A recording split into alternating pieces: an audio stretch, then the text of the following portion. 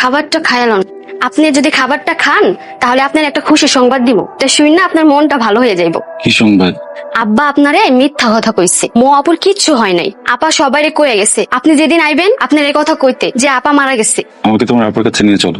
আব্বা শুনলে আমারে মাইরেই ফেলবে। তুমি যদি আমাকে না নিয়ে যাও আমি তোমার বাবাকে সবকিছু বলে দেব। আচ্ছা ঠিক আছে, মাগরিবের পরে। আপা আমারে মাফ করে দিও। তুমি এখান থেকে চলে যাও।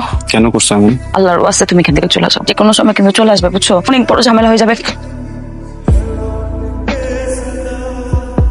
আপনারা তো সবই শুনলেন, সবই জানলেন, আর ওরে শাস্তি তো দেওয়া হয়েছে অনেক। এবার ওরা আমরা বিদায় করে দিই, ছেড়ে দিই ওরা।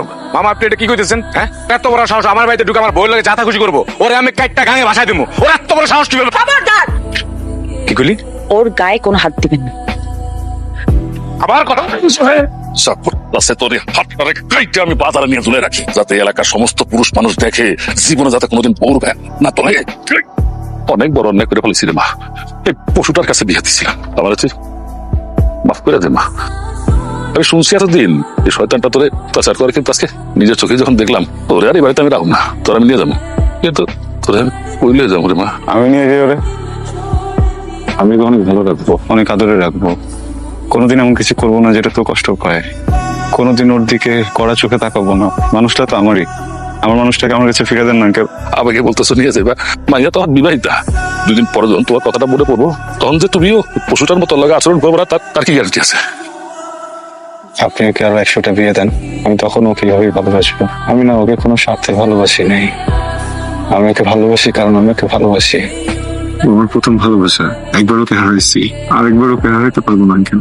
আমি যদি ওকে না পাই আমি মনে আর বাঁধবো না কেন? ঠিক আছে, এত যখন ওরা ভালোবাসো, যদি ওরা সুখে রাখতে পারো তাহলে নিয়ে যাও।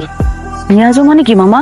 আমার বাবা মা ছোটবেলায় মারা গেছে, তোমরা আমার বড় করছো, পড়ালেখা শিখাইছো, ইউনিভার্সিটিতে পড়তে গিয়ে মানুষটা আমাকে ভালোবাসতো, আমিও তাকে ভালোবাসতাম।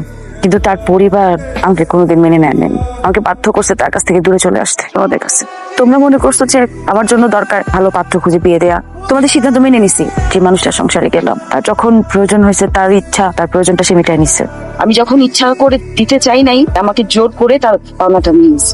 এখন আবার যখন এরকম একটা পরিস্থিতি হলো, তখন তুমি এই মানুষটার কাছে আমাকে তুলে দিতেছো। আমি ছোটবেলা থেকে এটাই জানি যে এই মানুষের বিয়ে একবার হবে, তার সংসার, স্বামী, তার দায়িত্ব সঠিকভাবে পালন করতে হবে। আমার তো বিয়ে হয়ে গেছে মাহিন, আমার স্বামী খারাপ হোক ভালো হোক যাই হোক, আমার সংসার তার সাথেই করতে হবে। আমি এই সংসারে যখন পা রাখছি, এখান থেকে বের হবে শুধু আমার লাশ। আমি অনেক করে ফেলছি, ভাবছিলাম তুমি যদি কোনো সুযোগ পাও তুমি আমাকে ছেড়ে চলে যাবা, সেজন্য আমি তোমার সাথে অনেক অপরাধ করে দিয়েছি, ক্ষমা করে দাও।